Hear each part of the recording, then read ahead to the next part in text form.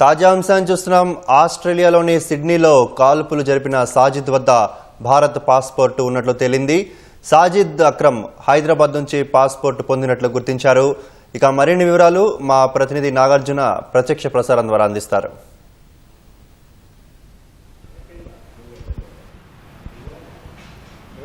Australia సిడ్నీలో కాల్పుల ఘటనకు సంబంధించి ఇప్పుడు ఒకవైపు అక్కడ దర్యాప్తు జరుగుతున్న వేళ హైదరాబాద్తో ఉన్నటువంటి ప్రధాన నిందితుడు ఉన్నటువంటి సాజిద్ అక్రమ్కి హైదరాబాద్లో సంబంధం ఉందని గుర్తించారు.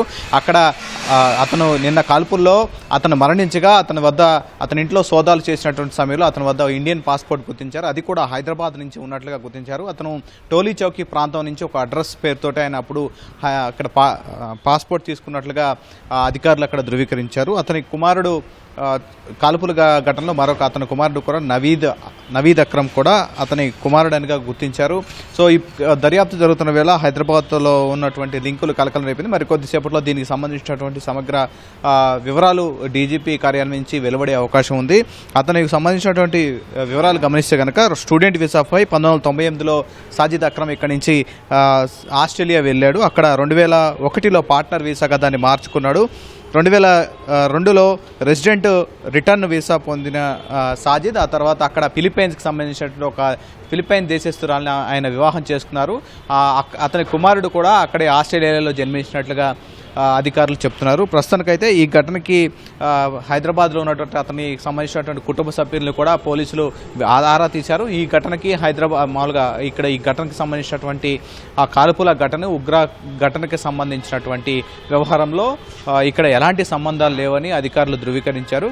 కేవలం అతను అక్రమ్ కొన్నేళ్ల క్రితం ఇక్కడి నుంచి హైదరాబాద్ నుంచి పాస్పోర్ట్ తీసుకొని ఇక్కడి నుంచి ఆయన వెళ్ళినట్టుగా గుర్తించారు.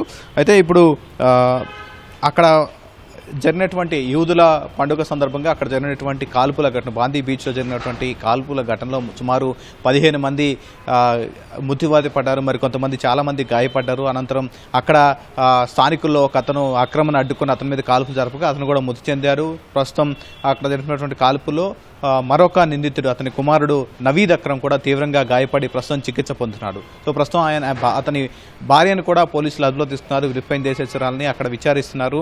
సో హైదరాబాద్లో ఉన్నటువంటి వారి లింకులో టోలీ చౌకీలో వాళ్ళ కుటుంబ సభ్యులు ఉన్నారు. చివరిసారిగా అతను 2017లో అతని తండ్రి మృతి చెందినా సరే అతను హైదరాబాద్కు రాలేదనే విషయాన్ని పోలీసులు స్పష్టం చేశారు. అతను కేవలం గత కొన్ని ఏళ్ల క్రితం అంటే 2022లో అతను ఆస్తులు టోలీ చౌకీలో ఉన్నటువంటి ఆస్తులు మొత్తం ఇక్కడ వాటిని విక్రయించి ఆ డబ్బులు తీసుకొని అక్కడికి వెళ్ళిపోయినట్లుగానే మాత్రమే పోలీసులకి సేకరించినటువంటి సమాచారం ప్రకారం మనకు తెలుస్తోంది.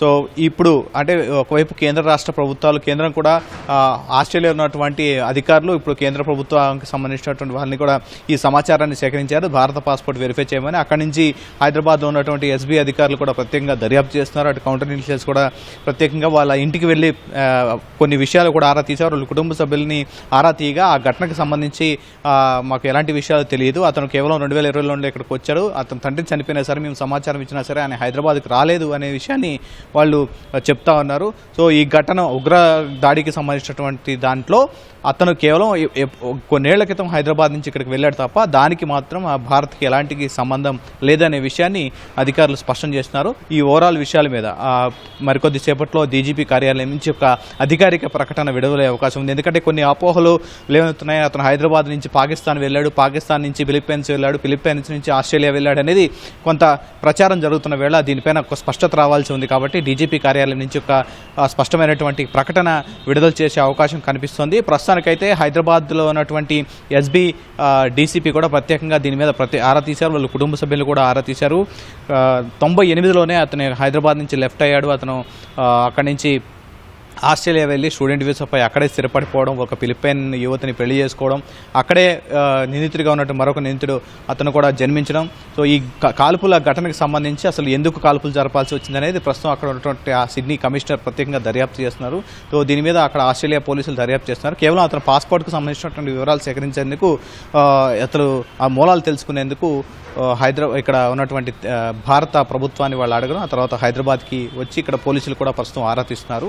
సో ఇది ఈ కాల్పుల ఘటనకు సంబంధించి సాజిద్ అక్రమ్ ప్రధాన నిందితుడు ఇందులో ఉన్నటువంటి వ్యవహారం. అక్కడ ఒక ఆస్ట్రేలియాలో కూడా అతను దర్యాప్తు చేస్తున్న టైంలో అక్కడ స్థానికంగా ఒక గన్ క్లబ్లో అతను లైసెన్స్ కూడా తీసుకున్నట్టుగా ఉంది. ఆ గన్ ఏదైతే కాల్పులకు వాడాడో అతని గన్ లైసెన్స్ ఉంది.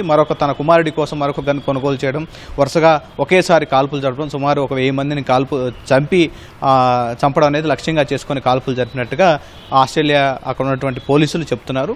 సో ఇది ఈ కేసుకు సంబంధించిన హైదరాబాద్కు ఉన్నటువంటి లింకుల సమాచారం. ఓ టు యూ. రైట్, ధన్యవాదాలు నాగార్జున.